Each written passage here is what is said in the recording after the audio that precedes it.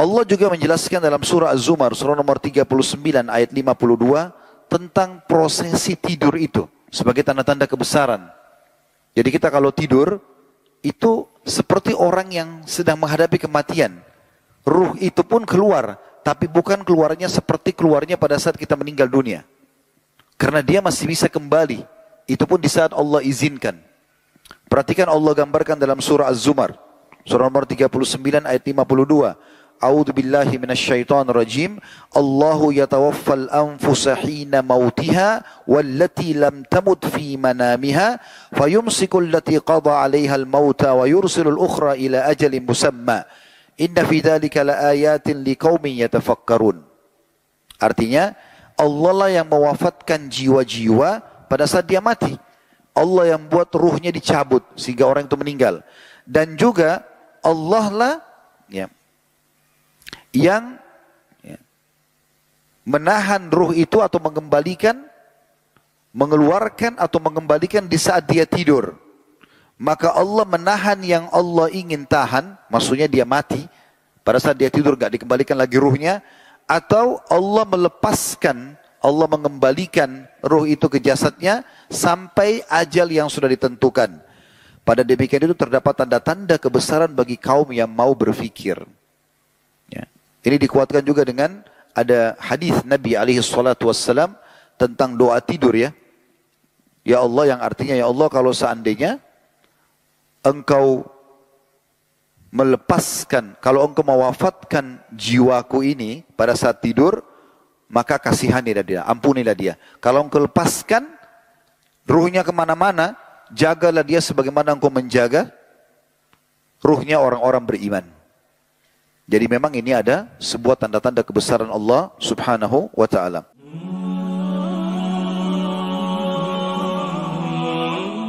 Siapapun yang mempartnerkan Allah dengan makhluknya, maka tidak akan diterima.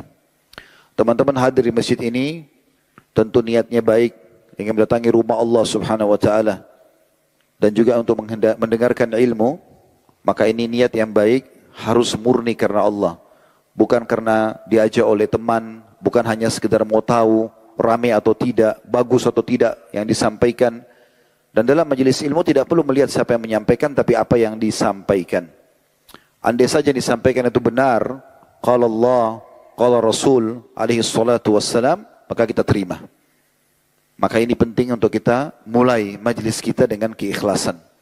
Selanjutnya saya mengucapkan jazakumullahu khairan, jazakumullahu khairan, jazahumullahu khairan kepada Pak Bupati dan seluruh jajarannya, ya, seluruh pejabat pemerintahan Kabupaten Goa atas kesempatan yang diberikan ini, dan juga seluruh teman-teman kaum muslimin dan muslimat yang hadir di sini.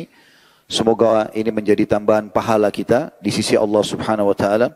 Saya yakin saya jauh-jauh datang dari Jakarta dan Anda juga jauh-jauh meninggalkan rumah, mungkin ada di sini yang dari luar kota Goa ataupun Makassar. Itu pasti karena berharap sesuatu yang kita bisa dapatkan, yaitu ilmu.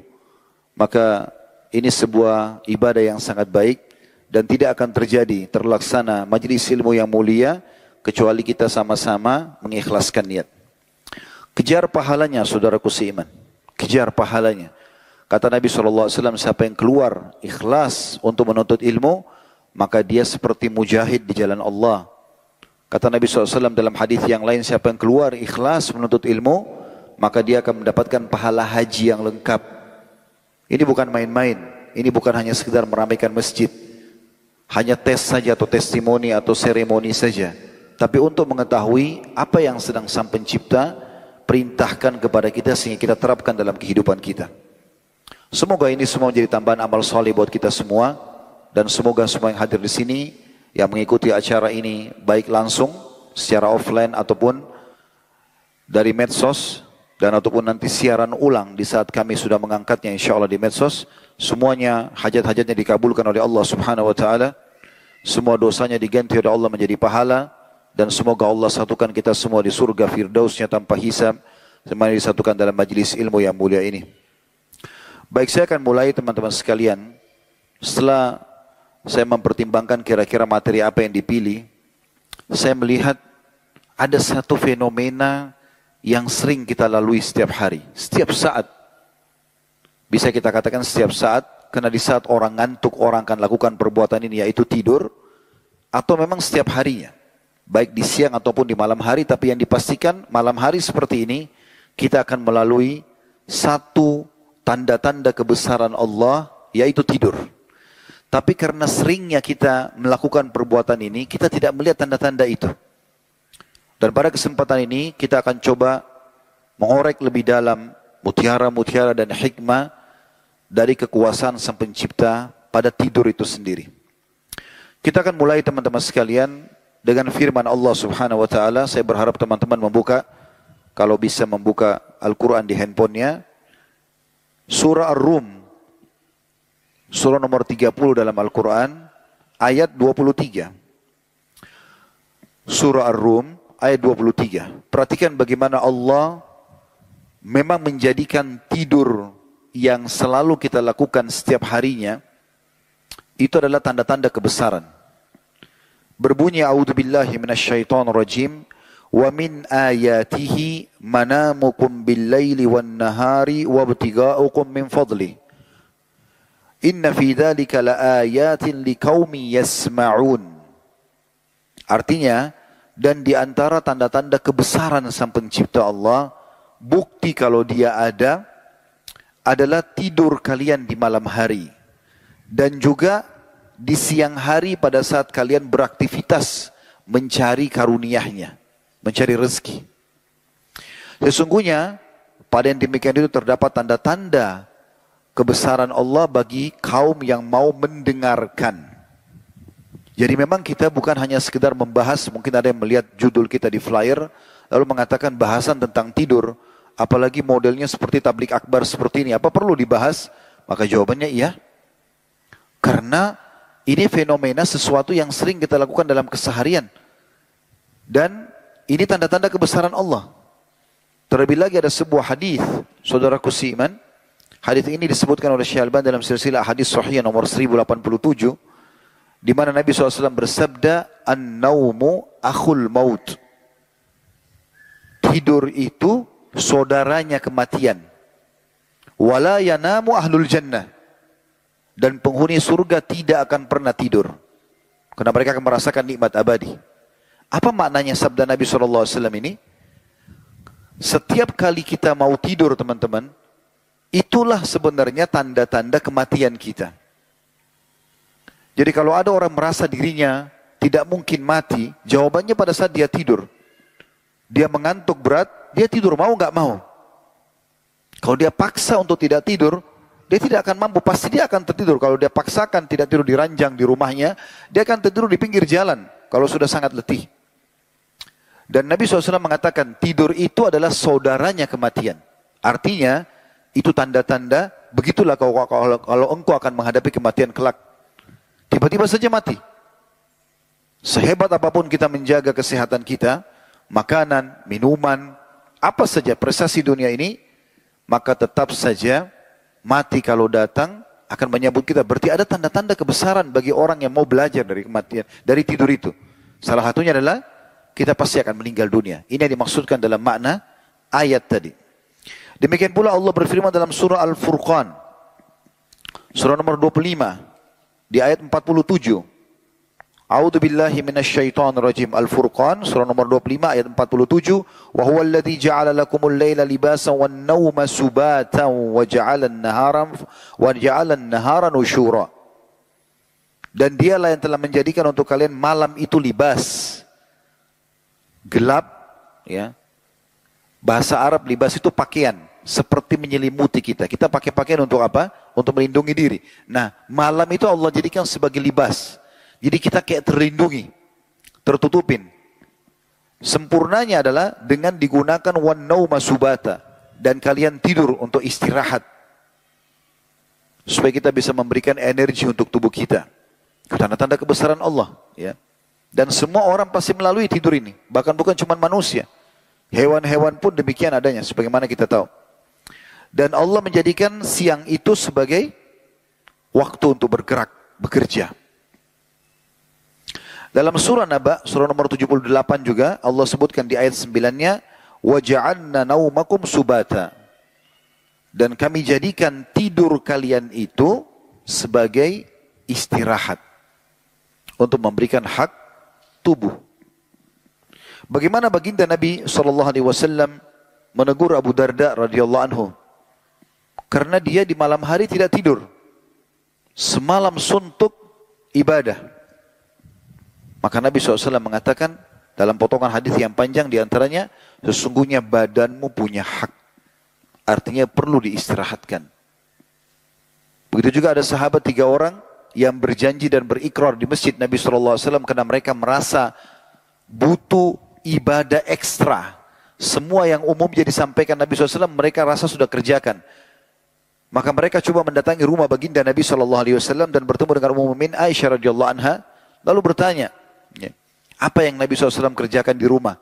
Kata Aisyah radhiyallahu anha, Nabi SAW mengerjakan apa yang seseorang di antara kalian laki-laki kerjakan di rumahnya.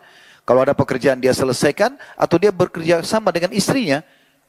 Ada sesuatu yang dia perlu bantu, dia bantu sallallahu alaihi wasallam. Dan kalau diiqamahkan, kalau diazankan, dikumandangkan azan, maka beliau pergi ke masjid sholat. Maka rupanya 3 orang sahabat ini seperti ingin sesuatu yang lebih berat. Maka mereka 3-3 masuk ke masjid lalu mengikrarkan. Yang satu mengatakan, mulai sekarang saya tidak mau tidur malam hari. Selalu saya akan ibadah. Tidak mau tidur, tidak mau istirahat. Yang satu mengatakan, mulai sekarang saya akan puasa, tidak mau buka puasa sampai saya sudah tidak tahan lagi. Mereka ingin ibadah yang tidak umum orang kerjakan. Jadi kalau hari ini puasa, azan maghrib dia masih mampu, dia lanjut besok. Masih mampu, dia lanjut hari ketiga. Yang satu mengatakan, mulai sekarang saya tidak akan menikah dengan wanita. Dianggap dengan menikah berarti terganggu ibadah dia kepada Allah. Waktu sampai di telinga baginda Nabi SAW, kata Nabi SAW, telah sampai kepada saya berita begini dan begitu tentang kalian. Ketahuilah, saya adalah orang yang paling bertakwa kepada Allah di antara kalian. Dan ketahuilah, saya itu tidur di malam hari. Dan saya juga bangun sholat malam. Nabi SAW contohkan masalah tidur ini. Kemudian saya juga puasa dan saya berbuka puasa dan saya menikahi wanita. Man ragiba an sunnati falaysa minni. Siapa yang tolak sunnahku bukan bagian dari umatku. Allah juga menjelaskan dalam surah Az-Zumar, surah nomor 39 ayat 52 tentang prosesi tidur itu sebagai tanda-tanda kebesaran. Jadi kita kalau tidur itu seperti orang yang sedang menghadapi kematian. Ruh itu pun keluar, tapi bukan keluarnya seperti keluarnya pada saat kita meninggal dunia. Karena dia masih bisa kembali. Itu pun di saat Allah izinkan. Perhatikan Allah gambarkan dalam surah Az-Zumar, surah nomor 39 ayat 52. A'udzu billahi minasyaitonir rajim. Allahu yatawaffal anfusa hina mautiha wallati lam tamut fi manamiha fayumsiku allati qada 'alaiha al-mauta wa yursilu al-ukhra ila ajalin musamma. Inna fi dzalika laayatin liqaumin yatafakkarun. Artinya Allah lah yang mewafatkan jiwa-jiwa pada saat dia mati. Allah yang buat ruhnya dicabut sehingga orang itu meninggal. Dan juga Allah lah yang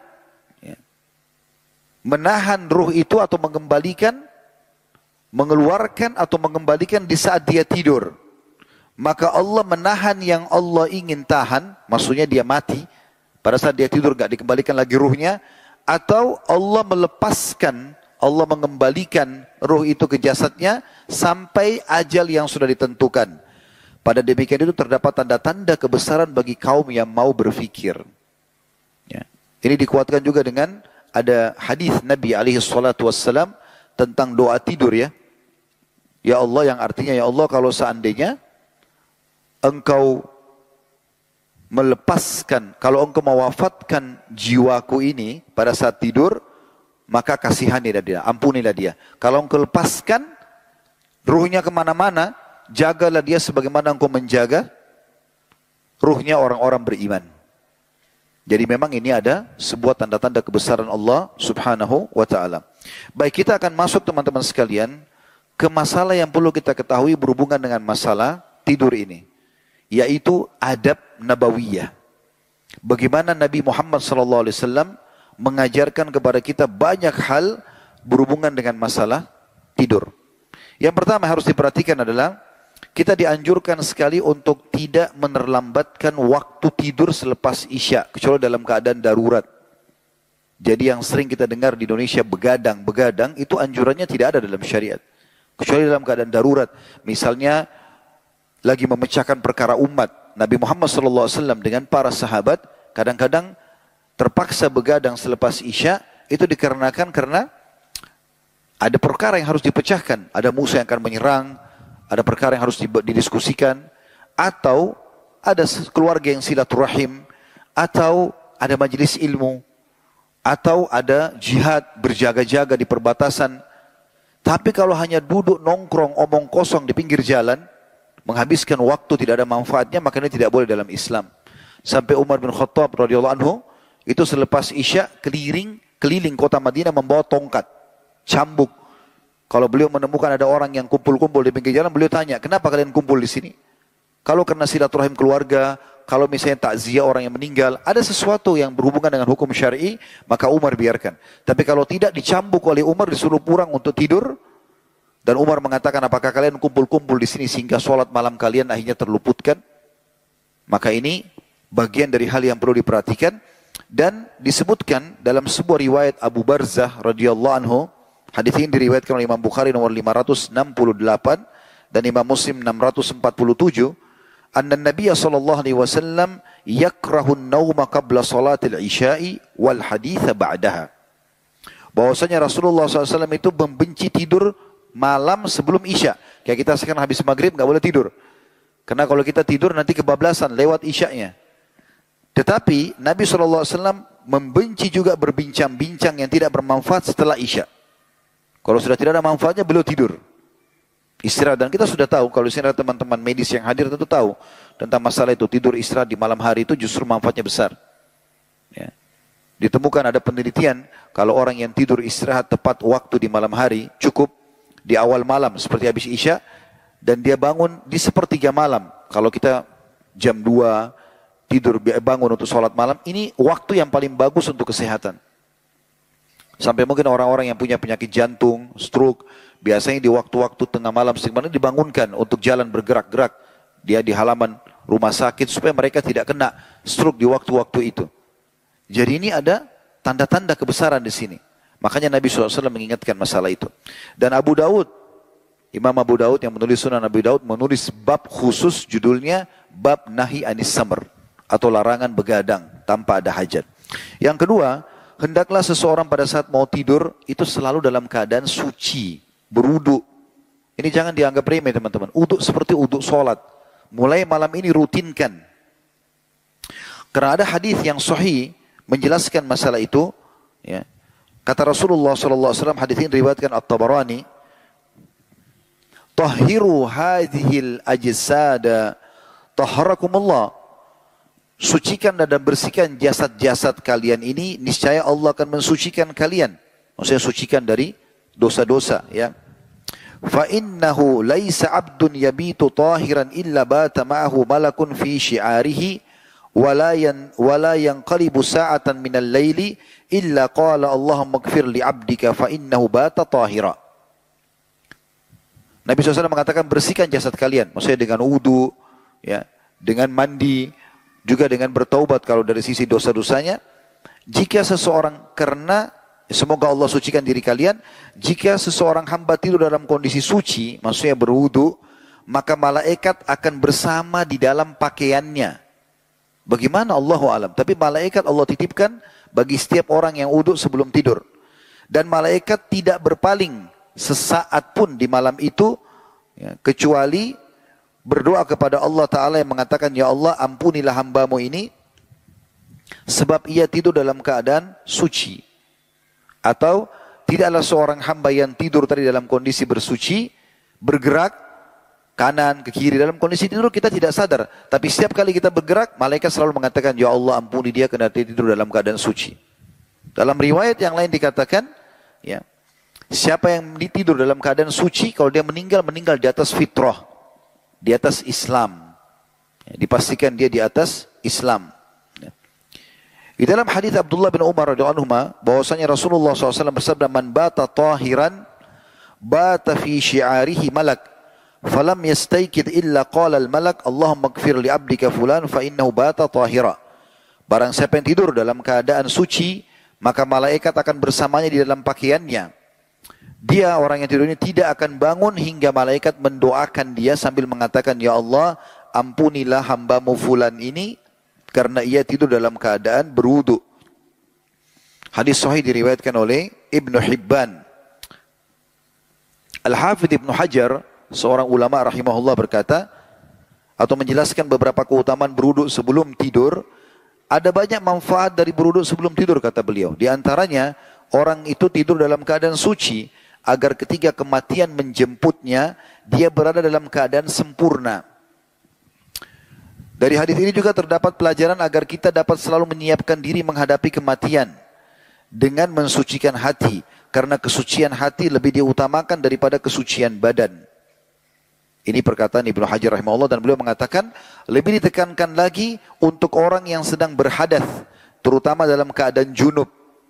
Kalau orang sudah berumah tangga, mereka hubungan biologis, boleh nggak tidur kalau belum mandi? Boleh, tapi dianjurkan berwudu terlebih dahulu agar bisa kembali segar, atau kalau dia ingin sempurna, dia mandi sekaligus sehingga dia bisa tidur dalam keadaan suci dan dari semua hadath. Kemudian di antara manfaat wudu ini untuk mengundang mimpi yang baik. Ternyata ini hikmah yang disampaikan Ibnu Hajar, akan mendatangkan mimpi-mimpi yang baik dan dijauhkan dari permainan syaitan ketika tidurnya. Ini dijelaskan oleh Ibnu Hajar dalam Fathul Bari Syarah Sahih Bukhari, jadi 11 halaman 110. Sudah masuk waktu Isya? Sudah. Baik, saya akan sampaikan sebuah masih lanjutan masalah ini, ya. Dan kita tutup insya Allah, kita sholat Isya dulu. Anjuran Nabi SAW dalam keadaan berwudu itu juga dengan tidur balik sisi kanan. Ini jangan dianggap remeh, balik sisi kanan dan meletakkan telapak tangan kanan di bawah pipi kanan. Serta membaca doa, nanti akan banyak doa-doa kita sebutkan insyaAllah. Allahumma aslamtu wajhi ilaik. Ya Allah, aku menyerahkan wajahku, ya. Atau tundukkan wajahku kepadamu. Wa fawwadtu amri ilaik, dan aku pasrahkan urusanku kepadamu. Wa alja'tu dhahri ilaik, dan aku sandarkan punggungku kepadamu. Ragbatan wa rahbatan ilaik. Ya. Aku lakukan itu karena rasa takut akan siksamu dan berharap semua rahmatmu. Ya. La malja'a wa la manja minka illa ilaik. Tidak ada tempat berlindung dan menyelamatkan diri dari hukumanmu kecuali kepadamu. Allahumma amantu bi kitabika alladhi anzalt. Ya Allah, aku beriman kepada kitabmu Al-Quran yang telah engkau turunkan. Wa bi nabiyyika alladhi arsalt. Dan kepada nabimu yang engkau telah utus. Kata Nabi SAW dalam hadis Bukhari ini, Imam Bukhari meriwayatkan di nomor 247 dan Imam Muslim 2710, siapa yang dalam kondisi berwudu mau tidur, kemudian balik sisi kanan, meletakkan tangan kanan di bawah pipi kanan, lalu membaca tadi doa itu, jika kamu mati di malam itu, kata Nabi SAW, kamu mati dalam keadaan fitrah. Dan jadikanlah doa ini sebagai kalimat terakhir yang engkau ucapkan sebelum tidur. Setelah tadi sempat kita singgung juga, sebenarnya ini bisa masuk dalam adab yang ketiga, yaitu tidur dalam posisi sebelah kanan, serta meletakkan telapak tangan kanan di bawah pipi kanan.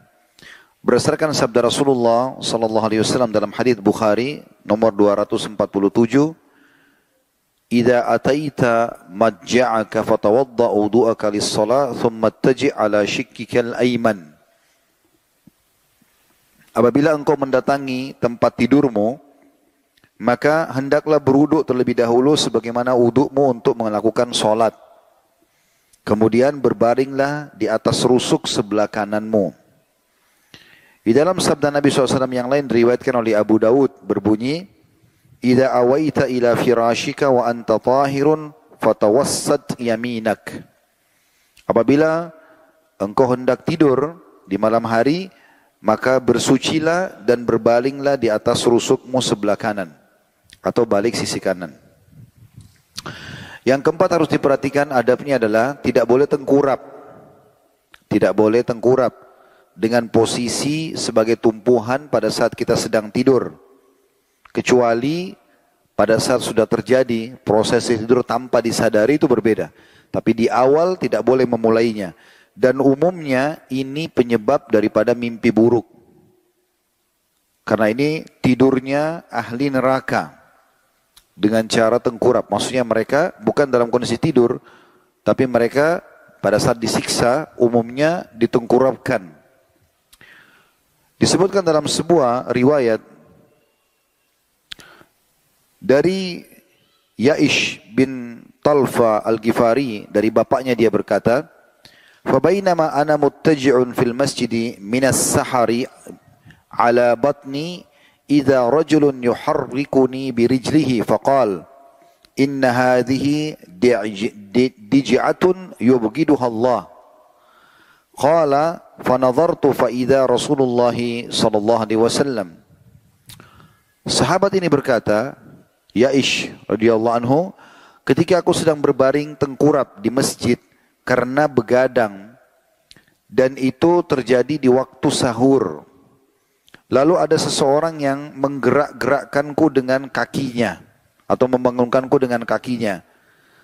Lalu ia berkata, sesungguhnya posisi tidur tengkurap seperti ini adalah posisi tidur yang sangat dimurkahi oleh Allah. Kemudian aku memandang ke arah orang tersebut, ternyata dia adalah Rasulullah sallallahu alaihi wasallam. Jadi sahabat ini tidur tengkurap di masjid, lalu Nabi sallallahu alaihi wasallam menggerakkan dengan kaki beliau agar dia mengubah posisinya. Ini tidur tengkurap banyak sekali kita lihat sering terjadi ya, di masjid, di mana-mana seringkali orang anggap ini sesuatu yang biasa saja. Padahal sebenarnya ini cara tidur yang sangat dimurkahi oleh Allah Subhanahu wa taala. Di dalam hadis yang lain, dan hadis ini diriwayatkan Ibnu Majah nomor 3724, An Abi Dzarrin radhiyallahu anhu qala marra biya an-nabiy sallallahu alaihi wasallam wa ana muttaji'un ala batni faraqadani birijlihi wa qala ya Junaidib innama hadhihi di'jatun ahli nar. Dari Abi Dzar radhiyallahu anhu, beliau mengatakan Nabi sallallahu alaihi wasallam pernah lewat di hadapanku ketika aku sedang tidur tengkurap. Maka beliau menggerakkanku dengan kakinya. Ya. Di sini juga bisa bermakna Nabi SAW ya, menendang beliau, ya, menyentuh badannya dengan kaki. Lalu beliau bersabda, wahai Junaidib. Ini panggilannya Abi Dzar radhiyallahu anhu. Sesungguhnya posisi tidur tengkurap seperti ini adalah posisi tidurnya penghuni neraka. Jadi dilarang tidur dalam kondisi tengkurap. Dan Syekh Muhammad bin Utsaimin rahimahullah berkata, di dalam hadis ini terdapat satu dalil yang menunjukkan bahwa tidak pantas seseorang tidur tengkurap, lebih-lebih lagi dilakukan di tempat yang terbuka. Karena jika orang banyak melihat tidur semacam itu, mereka tidak suka. Namun jika seseorang dalam keadaan sakit perut dengan tidur seperti itu membuat teredam sakitnya, maka seperti itu tidak masalah, kata beliau, karena dilakukan dalam kondisi ada kebutuhan. Diambil dari syarah Riyadhus Shalihin, jadi tempat halaman 343. Tapi intinya di sini dilarang tidur tengkurap. Jadi semua orang tidur tengkurap ini umumnya tadi sebagaimana saya katakan, pendapat sebagian ulama mendatangkan mimpi-mimpi buruk, dan juga ini secara medis kurang sehat ya. Karena menekan posisi nafas terganggu, posisi perut terganggu ya. Maka sebaiknya kita menghindari masalah ini. Yang kelima, ini mungkin yang masih jarang dikerjakan sunnah Nabi SAW, menggunakan celak baik laki-laki maupun perempuan di saat mau tidur. Tetapi yang Nabi SAW gunakan celak khusus namanya ithmit. Tulisannya itu alif lam hamzah tha mim dal, ithmit ya. Mungkin kalau sekarang karena umroh belum dibuka, semoga Allah mudahkan satu waktu insyaallah. Kalau ada yang berangkat ke sana bisa pesan ya. Dia ada dua jenis, ada yang har, panas, ada yang barid, dingin. Ada tulisannya begitu biasanya. Nah, kalau yang panas ini biasa dipakai oleh orang-orang di Timur Tengah di musim dingin. Dan yang dingin dipakai di musim panas. Tapi intinya Nabi SAW menganjurkan, kalau kita belum mempunyai celak ini, jenis ithmet ini, kita boleh gunakan celak yang lain. Berdasarkan hadits Ibnu Umar radhiyallahu anhuma, dan ini diriwayatkan Ibnu Majah nomor 3497, anna Nabiya sallallahu alaihi wasallam kana yaktahilu bil ithmidi kulla lailatin qabla an yanama fi kulli ainin thalathata amyal. Bahwasanya Rasulullah SAW senantiasa memakai celak dengan batu celak atau dengan ithmit. Ya. Celak ini bernama ithmit setiap malam sebelum beliau hendak tidur. Beliau menggunakan celak itu pada kedua matanya sebanyak 3 kali goresan. Ya. 3 kali dioleskan di setiap mata. Dan beliau SAW bersabda dalam hadis riwayat Imam Ahmad dengan sanad sahih, "Alaikum bil ithmidi 'indan naumi fa innahu yajlul basara wa yumbitu sya'ra." Hendaklah kalian selalu menggunakan celak mata sebelum tidur. Ya, ini laki-laki juga boleh, tapi di saat mau tidur ya. Ini dianjurkan begitu. Kalau perempuan boleh dipakai setiap saat, yang penting jangan sampai dia tabarruj atau di depan umum sehingga ini lebih menarik bagi laki-laki. Tapi di rumah, umumnya dia ada anjuran. Hendaklah engkau menggunakan celak, kata Nabi SAW, sebelum tidur. Karena ia bisa menjernihkan penglihatan dan menumbuhkan bulu mata.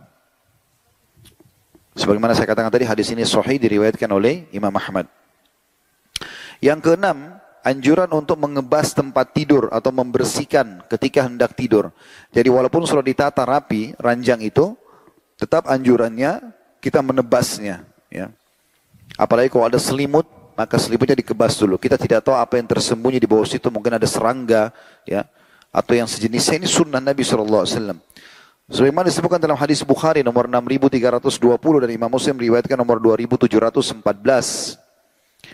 Bahwasanya beliau sallallahu alaihi wasallam bersabda, "Idza jaa ahadukum ila firashi falyakhudh dakhilata izarihi falyanfudh biha firashahu wal yusammillaha fa innahu la ya'lamu ma khalafahu ba'da." Jika salah seorang dari kalian akan tidur, hendaklah mengambil potongan kain, ya, kain apa saja, lalu mengibaskan tempat tidurnya dengan kain tersebut sambil mengucapkan bismillah. Karena ia tidak tahu apa yang ada di situ. Bisa jadi juga sini ada syaitan yang tidak nampak dengan mata atau yang lainnya. Apalagi di saat rumah kita gelap, tidak terlihat. Ya. Ini anjuran ulama, walaupun dalam kondisi ranjang sudah dirapikan bersih, tetap sunnah Nabi SAW menebah. Juga sabda Nabi SAW dalam hadis yang diriwayatkan oleh Imam Bukhari, "Idza jaa ahadukum firashahu falyanfudhu bisanifati thawbihi 3 marrat wal yakul bismillah bismika wal yakul bismika rabbi wada'tu jambi wa bika arfa'u in amsakta nafsi faghfir laha wa in arsaltaha fahfadhha bima tahfadhu bihi ibadaka as-salihin." Hadis ini hadis sahih riwayat Bukhari. Ini sekaligus menguatkan apa yang kita sampaikan tadi. Kalau orang tidur itu ruhnya keluar, tetapi bukan keluar seperti mati yang tidak kembali lagi. Kalau Allah masih panjangkan umurnya, kembalilah ruh itu. Kalau tidak Allah tahan, maka dia wafat. Dalil dalam hadis Bukhari ini, kata Nabi SAW, jika salah seorang di antara kalian akan tidur, hendaklah ia mengibaskan tempat tidurnya dengan ujung bajunya sebanyak 3 kali sambil membaca doa, Bismika Rabbi wada'tu jambi. Dengan namamu ya Allah, aku tidur. Wa bismika arfa'u. Dan dengan namamu pula, aku nanti bangun. Ya, aku mengangkatnya. In amsakta nafsi, kalau engkau tahan nanti ruhku, enggak dikembalikan lagi, faghfir laha, maafkanlah. Wa in arsaltaha, dan kalau kau mengutusnya, ruh itu jalan kemana, entah dengan izin Allah kemana, fahfadhha bima tahfadhu bihi ibadaka as-salihin. Maka jagalah dia sebagaimana engkau menjaga ruhnya orang-orang saleh atau orang-orang beriman. Orang beriman itu biasanya dengan izin Allah dijaga, tidak akan diganggu oleh syaitan. Yang ketujuh, meletakkan tangan, hendaklah mensucikan, ya, diri dari semua perasaan dengki dan benci, dendam, hatinya dibersihkan. Beranjak daripada sebuah riwayat yang sahih, bahwasanya Nabi SAW mengulangi sebanyak 3 kali. Akan masuk 3 hari. Bukan 3 kali, 3 hari. Akan masuk dari pintu masjid ini ahli surga. Maka semua mata sahabat tertuju ke pintu tersebut. Masuklah seorang sahabat yang tidak begitu dikenal. Tidak meriwayatkan hadis, jarang ngobrol sama orang-orang, tapi Nabi bilang dijamin masuk surga. Lalu orang itu masuk, orang semua sholat, Sebagian sahabat berpikir mungkin ini jaminan buat dia, sudah selesai. Tapi rupanya Nabi SAW ulangi lagi besok. Akan masuk dari pintu ini ahli surga. Ternyata masuk orang yang sama, sampai 3 hari. Akhirnya salah satu sahabat, seingat saya Abdullah bin Mas'ud radhiyallahu anhu, bertamu ke rumah itu lalu bertanya, apa sebabnya gitu. Tentu ceritanya cukup panjang, dia nginap di rumahnya segala macam. Dan dia memperhatikan ibadah orang ini sepertinya biasa saja gitu. Apa yang dikerjakan orang itu Abdullah bin Mas'ud kerjakan. Maka kemudian ditanya, apa sebenarnya yang kau lakukan sampai Nabi SAW jamin untukmu surga? 3 hari berturut-turut.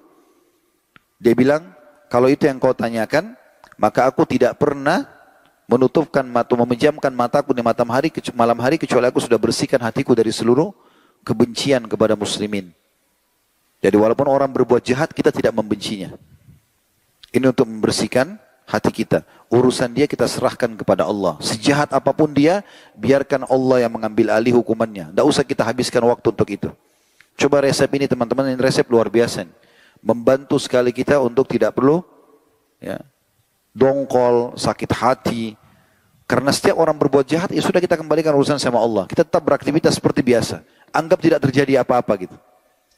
Maka itu akan sangat memudahkan kita untuk melalui kehidupan. Bukan berarti kita menganggap remeh. Boleh kita laporkan ke aparat. Boleh saja. Ya. Tetapi untuk kita balas dendam dengan kita menonjoknya, kita membunuhnya, ini semua tidak ada dalam syariat Islam. Dan selalu didahulukan kita memaafkan. Sering kami sampaikan dalam beberapa tablik akbar yang lalu-lalu, mungkin teman-teman yang biasa hadir tidak asing dengan penjelasan ini, saya mengatakan kalau seandainya ada orang berbuat jahat dengan kita, perintah pertama syariat adalah memaafkan. Kita disuruh maafkan. Orang ghibah, orang fitnah, orang apa saja, antara kita sama Allah kita maafkan dia. Tapi bukan di depan dia. Perintah Allah begitu. Itu ada pahala sendiri. Dia tidak akan lepas dari hukuman sampai terjadi 2 hal. Kita memaafkan di depan dia, mengatakan saya sudah maafkan kamu, bakal lepas dari hukuman, atau memang dia yang minta maaf. Jadi kalau ada yang mengatakan, kalau saya maafkan dia antara saya sama Allah, berarti dia tidak akan dihukum. Enggak, Allah punya cara menghukum dia. Tapi kita supaya tidak sakit hati, maka kita melepaskan semua itu kepada Allah Subhanahu wa taala. Dan ini juga resep awet muda. Karena orang dengan begini tidak mudah dongkol. Baginda Nabi SAW itu teman-teman sekalian tidak pernah menanamkan kebencian. Waktu masuk ke kota Mekah, yang paling beliau benci, sebenarnya di sini tanda kutip ya, maksudnya di sini benci perbuatannya. Nabi sampai diperintahkan oleh Allah SWT diizinkan untuk membunuh 10 orang. Di antaranya itu adalah pembunuh pamannya, Wahsy, yang menyuruh, yang memberikan hadiah Hindun, istrinya Abu Sufyan, ya. Ada Abdullah bin Abi Syarah, ini orang sepupunya Uthman bin Affan yang pura-pura masuk Islam, nulis wahyu, kemudian dia murtad. Lalu dia bilang semua yang saya tulis itu kedustaan. Ini ada beberapa orang yang luar, kata Nabi SAW, ini 10 orang, di antaranya 3 orang tadi yang saya sebutkan itu, tentu nama-nama banyak, cuman 2 yang terbunuh, yang sisanya Nabi SAW maafkan. Ada cerita masing-masing, tapi 3 orang ini akan coba kita kasih gambarnya.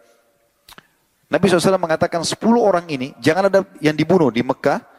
Siapa yang masuk ke Masjid Haram aman, siapa yang masuk ke rumahnya Abu Sufyan aman, siapa yang tutup pintu rumahnya aman. Yang di pinggir jalan gak aman. Bisa dihukum oleh pasukan muslimin. Kecuali 10 orang ini. 10 orang ini kalau kalian temukan, biar mereka sedang bergantung di kiswahnya Ka'bah, bunuh juga.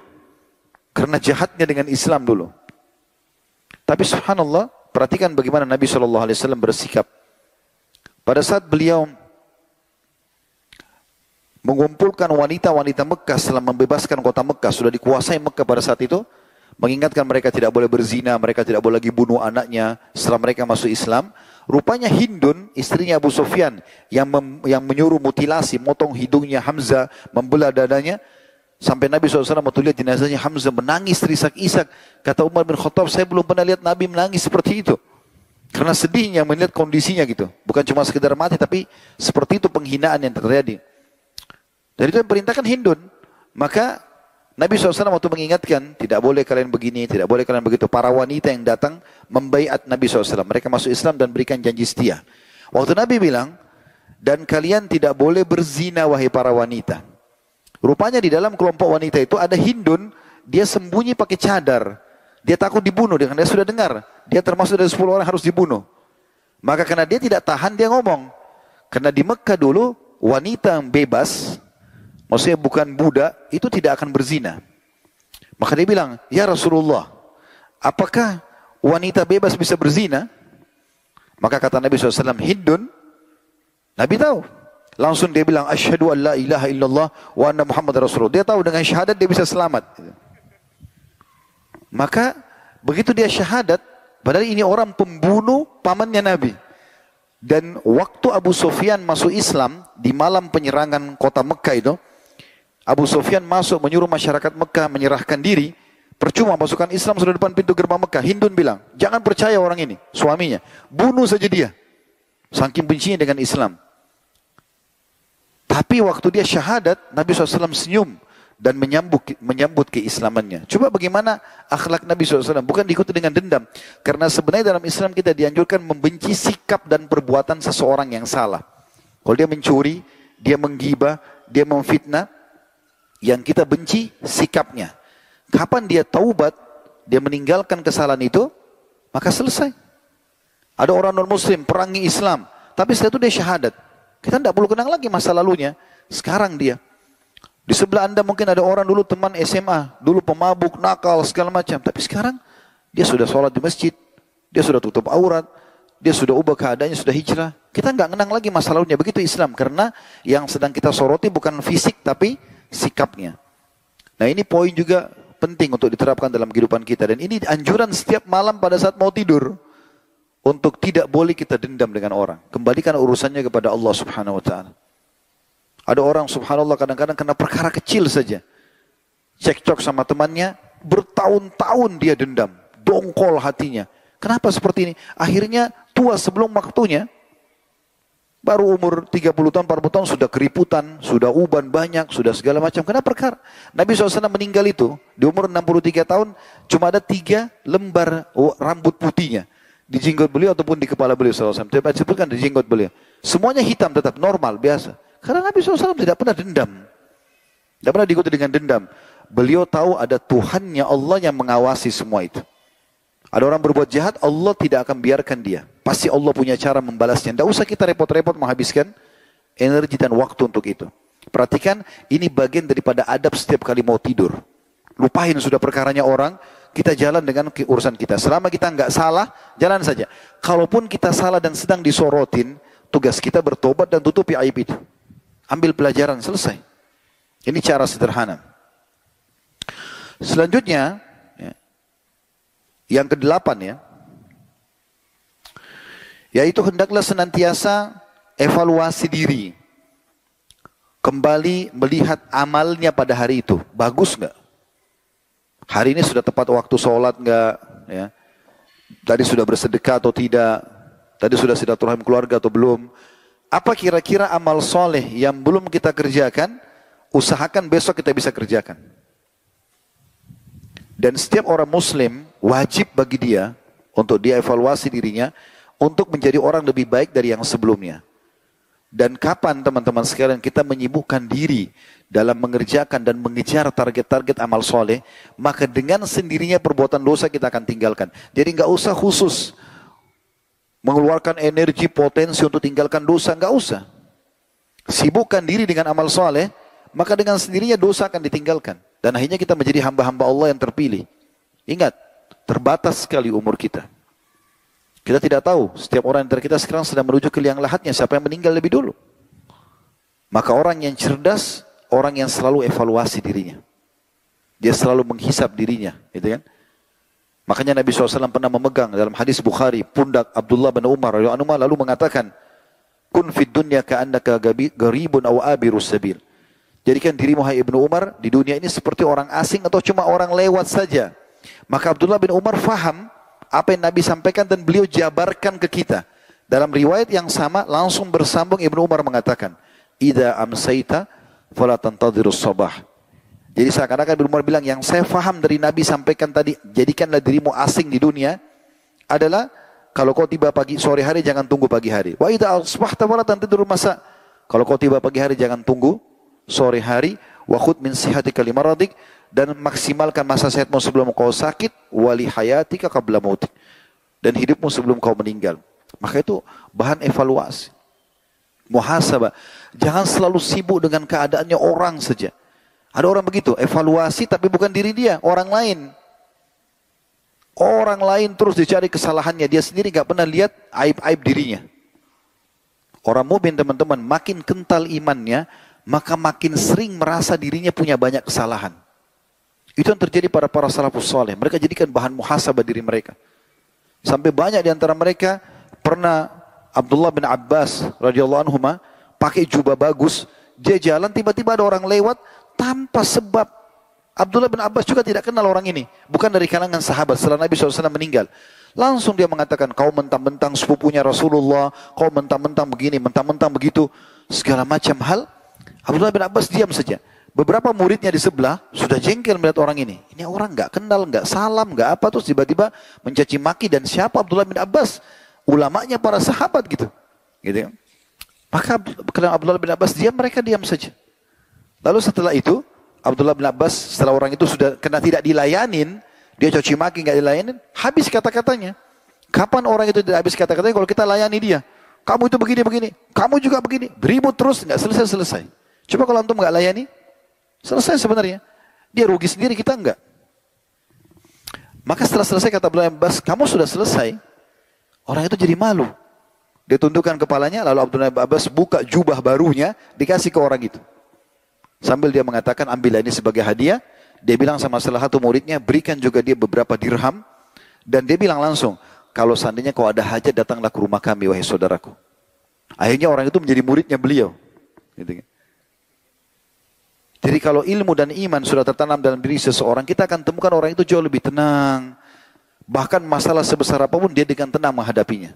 Tidak perlu selalu evaluasi orang, selalu masalahnya orang yang dicari. Ini mungkin banyak sekali kita bisa di negara kita ya.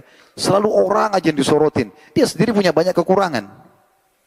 Tapi orang mukmin selalu muhasabah diri dia. Dan ini dianjurkan setiap kali mau tidur. Ini diantara adabnya. Kemudian selanjutnya yang kesembilan. Ya, hendaklah segera bertaubat dari dosa-dosa. Ini sebenarnya diambil dari dalil umum. Sabda Nabi SAW. Dalam hadis Bukhari, sungguhnya saya selalu bertaubat dan beristighfar kepada Allah sehari 100 kali. Ya. Dan ini juga diambil dari sebuah penjelasan dalam buku Adab Islamiyah, penulisnya Abdul Hamid bin Abdurrahman As-Suhaibani.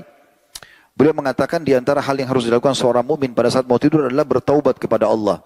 Karena berpegang pada hadis Nabi SAW yang sahih, at-taubah tajubu ma qablaha. Taubat akan membersihkan semua kesalahan yang lalu. Berarti dia tidak tutup hidupnya kecuali dia sudah membersihkan dosa-dosanya. Yang ke-10, dianjurkan pada saat dia bangun tidur, tadi kan soal itu mau tidur ya. Maaf, yang ke-10, pada saat dia terkaget di malam hari mau tidur. Sebenarnya yang 10 ini harusnya membaca zikir-zikir mau tidur ya. Tapi zikir-zikir saya terlambatkan nanti di bahasan terakhir, karena cukup banyak doa yang coba kita nanti akan jelaskan satu persatu, walaupun ada yang belum Anda hafal. Minimal Anda sudah pernah mendengarkan terjemahan dan maknanya gitu ya. Tapi kita sekarang langkahin masalah zikir mau tidur di terakhir insyaAllah. Di poinnya, ya, yaitu bagaimana seseorang pada saat terkaget di malam hari, ya, maka dia dianjurkan atau dia bangun, dianjurkan mengusap wajahnya. Mengusap wajahnya. Ya. Diambil daripada hadis riwayat Muslim nomor 763, di mana disebutkan fastaikadha Rasulullah sallallahu alaihi wasallam fajalasa yamsahul nauma an wajhihi biyadihi. Ketika Rasulullah sallallahu alaihi wasallam bangun dari tidurnya, maka beliau pun duduk dan mengusap wajahnya dengan tangannya. Anjuran yang ke-11, bersiwak. Kalau kita pakai sikat gigi ya. Dan itu yang dicontohkan oleh Nabi SAW dalam hadis Bukhari nomor 245 dan 255. Tentu kalau tidak ada siwak, Anda bisa pakai sikat gigi kalau sekarang ya. Ini anjurannya. Dikatakan dalam hadis Hudzaifah radhiyallahu anhu, Hudzaifah radhiyallahu anhu, anna Rasulullah sallallahu alaihi wasallam kana idza staiqadha min al-laili yashusu fahu bis-siwak. Bahwasanya Rasulullah SAW kalau bangun di malam hari, maka beliau membersihkan mulutnya dengan bersiwak. Awal sekali bangun itu. Ya.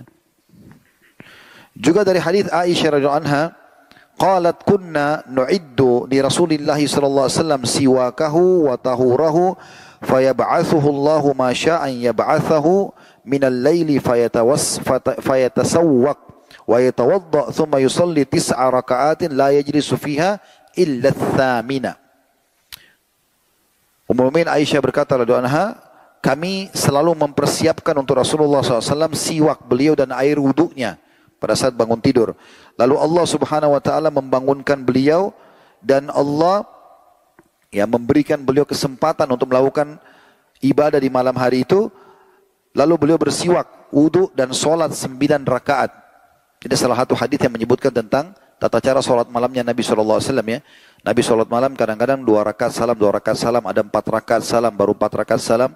Witirnya bisa 2 rakaat salam, 1 rakaat atau 3 rakaat sekaligus tanpa tahiyat pertama. Pernah juga Nabi SAW melakukan seperti ini, perhatikan.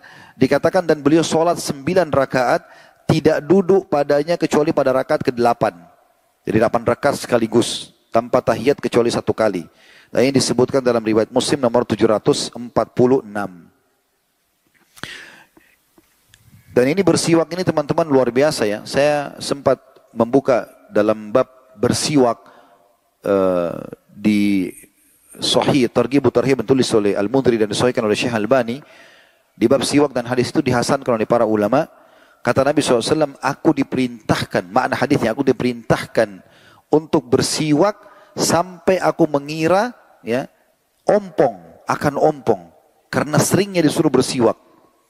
Kalau kita kan dalam medis biasanya dianjurkan sikat gigi sehari 3 kali ya. Pagi, siang, malam itu yang biasa kita rekam atau kita ya ingat di benak kita karena ditanamkan. Saya juga waktu kecil seperti itu. Sikat gigi di pagi hari pada saat bangun, siang hari habis makan gitu kan. Malam pada saat mau tidur. Atau kadang-kadang orang cuma 2 kali sehari. Islam memerintahkan puluhan kali bersiwak dalam sehari. Karena ada hadis Nabi SAW yang memerintahkan, kalau aku tidak beratkan umatku, aku akan suruh mereka bersiwak setiap kali mau sholat. Kalau kita sholat sehari 5 kali, berarti sudah 5 kali bersiwak. Itu baru sholat wajib. Ya. Belum sholat sunnah, ada qobliyah subuh, ada qobliyah duhur, ada ba'diyah duhur, ada qobliyah asar, ada qobliyah maghrib, ba'diyah maghrib, qobliyah isya, ba'diyah isya. Itu bisa puluhan kali. Belum duha, belum sholat malam, belum tahiyat masjid. Ya. Jadi kita dianjurkan puluhan kali, termasuk juga pada saat kita bangun tidur. Jadi jangan ragu untuk menggunakan siwak untuk membersihkan diri. Bahkan ya, disebutkan dalam riwayat yang sahih kalau Nabi akhir sunnah yang Nabi SAW jalankan adalah bersiwak.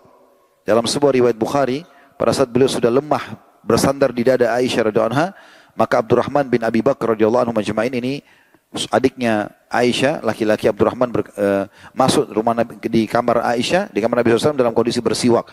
Maka mata Nabi SAW ke siwak itu. Aisyah pun paham, lalu beliau mengatakan radhiyallahu anha, ya Rasulullah, apakah anda ingin siwak itu? Nabi SAW memberikan isyarat dengan kepala beliau, iya. Maka dimintalah dari Abdurrahman, lalu dipotong bekas mulutnya Abdurrahman, lalu dicacakan untuk beliau, lalu digosokkan di mulut Nabi SAW. Setelah itu beliau mengatakan, Barir Rafiqul A'la, aku akan memilih Tuhanku yang maha tinggi. Lalu beliau wafat SAW. Akhir sunnahnya adalah siwak, ya, membersihkan mulut. Jadi tidak ada dalam Islam itu kita, ya, kalau bertemu dengan orang bawa mulut itu nggak akan pernah ada dalam Islam harusnya. Karena sering kita disuruh bersihkan. Sebagian ulama mengatakan kalau tidak ada siwak itu kan dari pohon arak namanya bahasa Arab. Saya tidak tahu bahasa Indonesianya apa. Kalau tidak ada bisa dari ranting pohon yang lain. Kalau tidak ada baru kita bisa menggunakan sikat gigi. Yang ke-12 kita dianjurkan pada saat bangun istinsar. Istinsar itu maksudnya memasukkan air di hidung dan mengeluarkannya. Ini unik sekali ya. Ternyata syaitan itu pada saat kita tidur, ini bocoran dari Nabi SAW, bertengkar di hidung kita. Bertengkar di hidung kita. Dengarkan hadisnya, dan hadis ini hadis sahih riwayat Bukhari nomor 3295 dan Imam Muslim 238. Kata Rasulullah SAW, "Idza staiqadha ahadukum min manamihi falyastanthir thalathan, fa inna asyaitana yabitu ala khawshumihi." Atau khayshumihi. Khayshumihi, ya, hidungnya. Apabila salah seorang antara kalian bangun dari tidurnya, maka beristinsarlah 3 kali. Kan kita kalau kumur-kumur itu, bahasa Arabnya madmadah. Kalau wudu ya, istinsar itu kita masukkan air ke dalam hidung lalu kita keluarkan. Hirup lalu kita keluarkan ya. Maka beristinsarlah 3 kali, karena sungguhnya syaitan bermalam di rongga hidungnya. Ini hadis sahih riwayat Bukhari Muslim ya. Dalam hadis yang lain, dari hadis Abu Hurairah radhiyallahu anhu, Rasulullah SAW bersabda, perhatikan pentingnya membahas masalah tidur ini. Dan ini kata kunci teman-teman. Sebelum saya baca hadisnya, kalau saya tanya kepada anda semua hadir sini, mau nggak bangun tidur dalam kondisi ceria, sehat, dipenuhi hajatnya? Mau nggak dalam kondisi seperti itu? Atau mau nggak bangun dalam kondisi malas, nggak mau berbuat apa-apa? Yang mana anda pilih? Yang pertama atau yang kedua? Coba perhatikan hadisnya ya. Ini hadis yang sahih. Hadis ini diriwayatkan Bukhari nomor 1142 dan Muslim 776, Abu Daud 1306, An-Nasai riwayatkan jilid 3 halaman 203, Ibnu Majah di 1329. Ini hadis sahih. Kata Nabi SAW, "Yaqidu syaitanu ala qafilati ra'si ahadikum idha huwa nama thalatha uqadin. Yadribu kullu uqdatin alayka laylun tawil. Farqut. Fa'idha staykada fadhakar Allah in hallat uqdah. Fa'idha tawadda in hallat uqdah. Fa'idha salla in hallat uqdah. Fa'asbaha nashitan tayyiban nafsi. Wa illa asbaha khabithan nafsi kaslan." Ya. Kata Nabi SAW dalam hadis, syaitan membuat 3 ikatan di tengkuk atau leher bagian belakang setiap orang di antara kalian. Setiap kali orang itu akan tidur. Semua kita pasti kena ini. Walaupun orang beriman. Diikat oleh syaitan dengan 3 ikatan. Di setiap ikatan, syaitan membisikkan, malam masih panjang, tidurlah. Pernah kita bangun malam lalu ada bisikan, belum, subuh masih lama. Nah, itu syaitan itu. Ya. Jika dia bangun lalu berzikir kepada Allah. Nanti kita akan bahas zikir-zikir bangun tidur ya. Banyak sekali zikir-zikir yang mulia, yang mudah dihafal dan manfaatnya besar sekali. Kalau dia bangun, dia zikir, walaupun cuma 1 zikir. Dari zikir-zikir bangun tidur, maka lepas 1 ikatan. Kalau dia berwudu, nah salah satu yang dilakukan dalam wudu adalah kumur-kumur dan istinsar. Memasukkan air di hidung dan mengeluarkan dari hidung ya. Kalau dia berwudu, maka lepas 1 ikatan lagi. 2 ikatan lepas. Kalau dia mengerjakan sholat, maka lepas ikatan terakhir. Apa manfaatnya ya Rasulullah? Dengarkan. Kata Nabi SAW, maka kalau lepas ketiga ikatan tersebut, di pagi hari, dia akan bersemangat dan bergembira. Jika dia tidak melakukan itu, tidak zikir pada saat bangun, tidak wudu, tidak sholat, maka dia akan bangun dalam kondisi sedih, tidak ceria, dan menjadi sangat malas. Ya. Jadi pada saat orang bangun dianjurkan untuk memasukkan air ke dalam hidung, kemudian mengeluarkannya. Ya. Sebenarnya istinsyak, istilahnya kalau dihirup ya, ini istinsar mengeluarkan, tapi tidak mungkin kita lakukan istinsar, mengeluarkan air dari hidung tanpa istinsyak, tanpa menghirupnya. Maka ini yang dianjurkan gitu.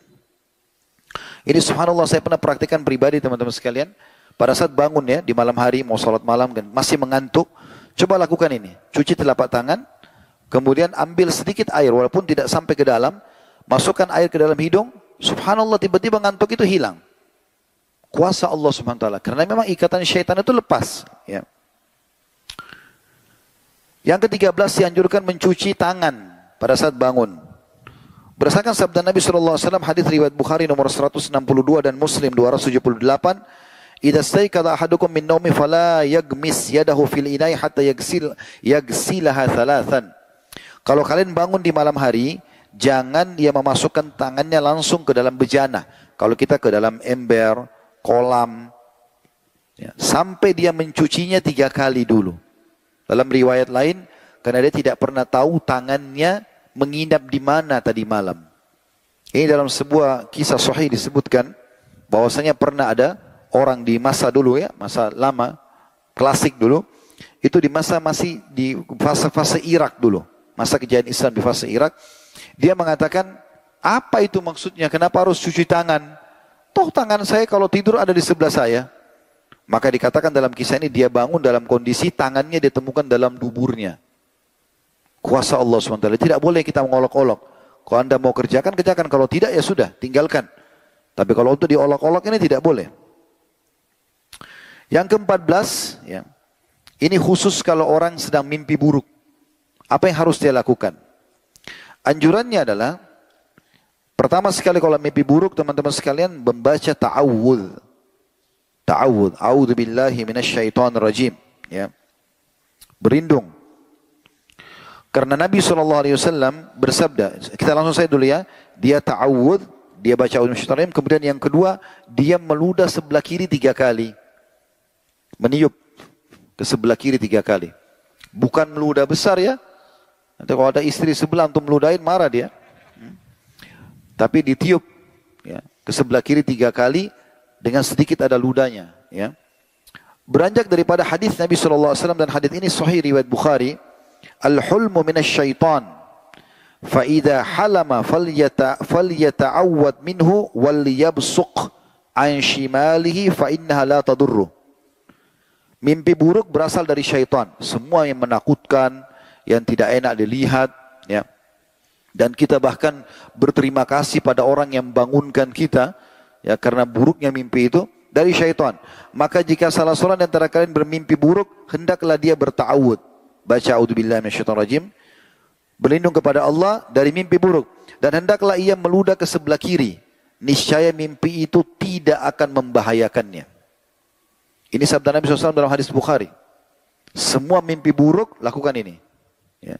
Juga dalam hadis yang lain, hadis ini diriwayatkan Imam Muslim, kata Nabi SAW, "Idza ra'a ahadukum ar-ru'ya yakrahuha falyabsuq an yasarihi thalathan wal yasta'id billahi minasyaiton thalathan wal yatahawwal an jambihi alladhi kana 'alaihi." Apabila salah seorang dari kalian bermimpi yang buruk, yang dia tidak suka, maka hendaklah ia meludah ke sebelah kiri 3 kali dan berta'awud, baca a'udzubillahi minasyaitonirrajim, lalu meniup sebelah kiri 3 kali. Dan dia mengubah posisi tidurnya. Kalau tadinya dia berposisi apa, dia ubah posisi tidurnya. Kemudian juga dianjurkan untuk tidak menceritakan pada orang lain. Semua mimpi buruk jangan cerita. Beranjak daripada hadis Nabi SAW riwayat Imam Muslim, fa in ra'a ahadukum ma yakrah falyakum wal yusalli wa la yuhaddits bihan nas. Kalau salah seorang di antara kalian bermimpi yang dia tidak senangi, maka bangunlah, kemudian sholatlah, dan jangan menceritakan kepada siapapun. Tidak boleh kita menceritakan kepada siapapun. Buruk pun tidak boleh, ya. Walaupun orang itu kita kenal, dianjurkan untuk tidak menceritakan. Di dalam hadis yang lain, hadis ini diriwayatkan oleh Imam Bukhari, bahwasanya Rasulullah SAW bersabda, "Fa idza ra'a ahadukum ma yuhibbu fala yuhaddits bihi illa man yuhib." Kalau salah seorang antara kalian mimpi baik, menggembirakan, dia cuma boleh cerita kepada orang yang dia suka, yang suka juga sama dia. Jangan diceritakan pada musuhnya. Wa idza ra'a ma yakrah falyata'awwad billahi min syarriha wa min syarri syaitan. Kalau dia lihat sesuatu yang buruk dalam mimpinya, maka dia berlindung kepada Allah dari keburukan mimpi itu dan keburukan godaan syaitan. Wal yatfil thalathan, dan dia meniup atau meludah sebelah kiri 3 kali. Wala yuhaddits biha ahadan fa innaha lan tadurru. Dan jangan pernah diceritakan pada siapapun. Niscaya kalau dia lakukan ini, ya, dia tidak ceritakan pada orang, dia berlindung kepada Allah, dia meludah sebelah kiri 3 kali, mimpi itu tidak akan berbahaya untuk dia. Tidak akan berbahaya untuk dia. Ini hal yang perlu digarisbawahi. Kita tutup dengan yang terakhir, teman-teman sekalian. Di poin adalah membaca doa-doa. Ini sengaja saya akhirkan tadi saya katakan, karena memang doa-doa ini ya cukup banyak dan kita coba insya Allah sampaikan. Semoga Allah SWT berkahi. Yang paling pertama, kalau mau tidur, ya, ini adab yang terakhir, membaca 3 surah yang sudah masyhur, Al-Ikhlas, Al-Falaq, An-Nas. Jangan dianggap remeh ini. Dan sering kali di pengajian kami ada yang tanya, Ustadz, kan kalau ini contoh yang lain ya, nanti kita jelaskan kembali ke bahasan kita. Kan kalau zikir habis sholat subuh, kita kan dianjurkan baca Qul Huwallahu Ahad 3 kali, Al-Falaq 3 kali, An-Nas 3 kali. Terus saya mau zikir pagi, saya baca lagi nggak? Jelas jawabannya baca lagi. Tetap baca lagi karena masing-masing ada anjurannya. Anjuran baca selepas sholat, anjuran baca juga pada saat zikir pagi. Jangan dianggap itu satu. Begitu kan? Begitu juga pada saat kita mau tidur. Walaupun selepas Isya kita sudah baca Al-Ikhlas, Al-Falaq, An-Nas, pada saat mau tidur baca ini. Dan ini tidak pernah ditinggalkan oleh baginda Nabi SAW. Setiap kali mau tidur. Bahkan Aisyah menyampaikan radhiyallahu anha, Nabi SAW pada saat baca tidak berbicara dengan satu kalimat pun. Sampai beliau meniupkan hasil bacaannya itu ke telapak tangan beliau, lalu mengusapkan ke seluruh tubuhnya. Sallallahu alaihi wasallam. Al-Ikhlas, Al-Falaq, An-Nas. Ya. Dan ini anjurannya ya, disebutkan dalam hadis Bukhari nomor 5017 dan Imam Muslim 2192. Kemudian selanjutnya membaca ayat kursi. Dan tidak boleh diluputkan ini. Selalu baca ayat kursi. Dan kita sudah tahu sama-sama ayat kursi. Cuma dalam sebuah riwayat yang sahih disebutkan, ya, diriwayatkan Bukhari, siapa yang membaca ayat kursi sebelum tidur, maka ia akan terus dijaga oleh Allah Ta'ala dan terlindung dari gangguan syaitan sampai pagi hari. Satu ayat. Dalam surah Al-Baqarah, ayat 255. Ayat kursi. Kemudian membaca selanjutnya dua ayat terakhir Al-Baqarah. 285, 286. Amanar Rasulullah bima unzila ilaihi sampai akhir ayat. Anjurannya dibaca. Ya. Dan Nabi SAW menyampaikan siapa yang membaca dua ayat terakhir Al-Baqarah, maka dia akan mendapatkan apa yang dia minta dalam dua ayat tersebut. Minta diberikan petunjuk, minta dibebankan hal-hal yang dibebankan kepada umat sebelum kita. Sebagaimana Anda bisa baca di terjemahannya, dua ayat terakhir Al-Baqarah. Dalam riwayat lain, dua ayat ini akan menjadi pencukup baginya di malam itu. Jadi selamat dari masalah, dan juga dia akan selalu dalam keadaan aman dengan membaca dua ayat ini. Dianjurkan juga membaca surah Sajadah di saat kita mampu membacanya, lengkap ya. Dan juga surah Al-Mulk. Ini dua surah cukup panjang tapi dianjurkan. Kalau bisa bertahap diterapkan. Lalu selanjutnya dianjurkan baca Al-Kafirun. Ya. Dan Al-Kafirun ini dan riwayat-riwayat yang sebelumnya semua diriwayatkan Imam Bukhari, Muslim. Ya. Al-Kafirun ini kata Nabi SAW, siapa yang membacanya maka dia dalam keadaan fitrah. Atau maaf, Al-Kafirun ya, adalah penolak kesyirikan. Adalah penolak kesyirikan, dibaca pada saat mau tidur. Selanjutnya dianjurkan membaca Bismikallahumma amutu wa ahya. Ya Allah, dengan namamu lah aku mati dan aku hidup. Dan ini sejalan dengan tadi yang kita katakan, kalau tidur itu adalah saudaranya kematian. Jadi pada saat tidur itu kita mati sebenarnya. Dan pada saat kita masih bisa bangun, berarti Allah hidupkan kita kembali. Sudah kita jelaskan tadi, kalau Allah tahan ruh kita berarti tidak akan kembali. Meninggallah dia, wafat gitu. Kemudian ada anjuran membaca.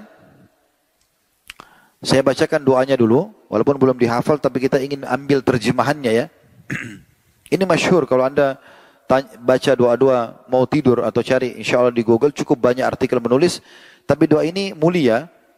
Nabi SAW menganjurkan membaca Allahumma rabbas samawati wa rabbal ard. Wahai Tuhan pencipta, pemilik langit dan bumi. Wa rabbal arshil azim.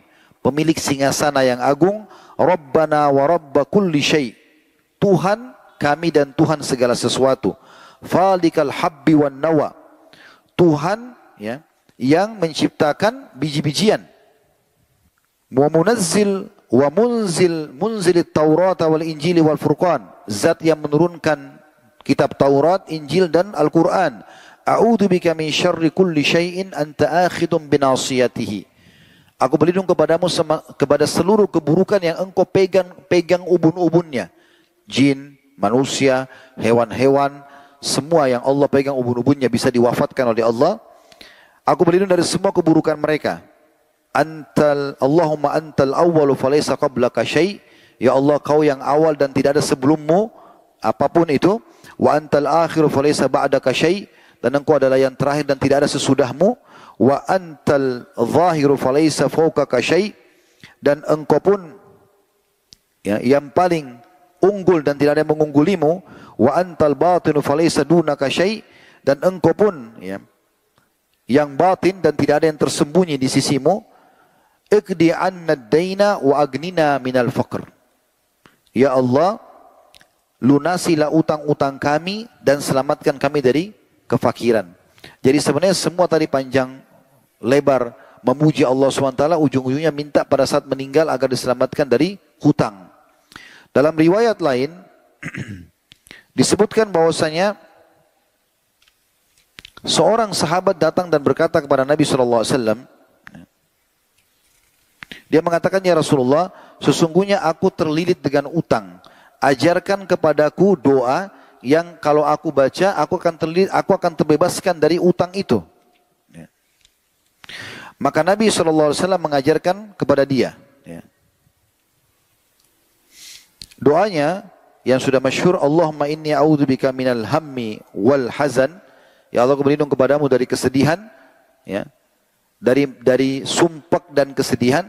Wa a'udzubika minal ajzi wal kasal, dan aku berlindung kepadamu dari sifat putus asa dan malas. Wa a'udzubika minal jubni wal bukhul, dan aku berlindung kepadamu dari sifat pengecut dan pelit. Wa a'udzubika min galabatid dain wa qahrir rijal, dan aku berlindung kepadamu juga dari dikuasai oleh orang dan terlilit dari utang. Ya. Maka sahabat itu mengatakan, aku pun mengamalkan, maka utangku pun dilunasi oleh Allah Subhanahu wa taala. Kemudian juga ada doa, ya ini yang kita ingin titik beratkan, sebenarnya cukup banyak doanya, tapi doa ini mulia. Kata Nabi SAW, siapa yang terkaget di malam hari,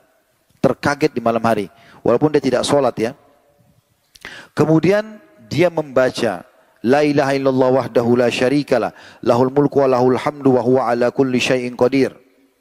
Alhamdulillah, subhanallah, wala ilaha illallah wallahu akbar, wala hawla wala quwata illa billahil ali, wala hawla wala quwata illa billah. Allahumma gfirli. Artinya siapa yang kaget di malam lalu dia baca 3 zikir yang digabungkan. La ilaha illallah wahdahu la syarikalah, tidak ada Tuhan yang berhak disembah kecuali Allah, tidak ada sekutu bersamanya, ya. La ilaha illallah wahdahu la syarikalah, lahul mulku, miliknya kerajaan, walahul hamdu, miliknya puji-pujian, wa huwa ala kulli syai'in qadir, dan dia mampu mengerjakan apapun. Saya yakin teman-teman sudah hafal ini. La ilaha illallah wahdahu la syarikalah, lahul mulku, walahul hamdu, wa huwa ala kulli syai'in qadir. Lalu kemudian membaca zikir yang kedua, alhamdulillah, subhanallah, wa la ilaha illallah, wallahu akbar. Kita kan kalau salat baca subhanallah dulu, alhamdulillah, baru Allah akbar kan. Kalau ini terkaget malam hari tidak, alhamdulillah dulu, baru subhanallah, baru la ilaha illallah, baru Allahu akbar. Kemudian baca la haula wala quwata illa billah. Kemudian dia tambah dengan doa Allahumma gfirli. Kata Nabi SAW, kalau dia baca ini, diampuni dosanya yang lalu. Kalau dia berdoa, diterima doanya. Kalau dia sholat, diterima sholatnya. Dengan membaca ini.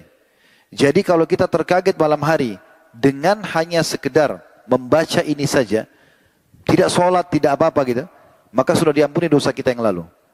Kalau kita sholat atau kita berdoa aja, misalnya kita mengatakan pada saat masih ngantuk, udah baca zikir ini, lalu kita berdoa, ya Allah, lunasi utangku, sembuhkan penyakitku, mudahkan urusanku, maka Allah kabulkan. Dengan baca zikir ini saja, walaupun dia tidur lagi. Tapi kalau dia bangun sholat, sholatnya dipastikan diterima. Dan ini kemuliaan yang luar biasa pada saat kita terbangun di malam hari. Ini semua teman-teman sekalian yang berhubungan dengan masalah tidur, hal yang harus diperhatikan oleh setiap muslim. Semoga insya Allah kita bisa mengamalkan apa yang sudah kita dengarkan ini, dan Allah SWT menjadikannya sebagai ilmu yang bermanfaat. Dan juga masih banyak kuasa-kuasa Allah SWT dalam hal yang lain. Insya Allah nanti kita akan adakan lagi tablik akbar berhubungan dengan masalah itu. Dari makanan, minuman, turunnya air hujan, dan segala macam hal. Semoga kita bisa ambil manfaat.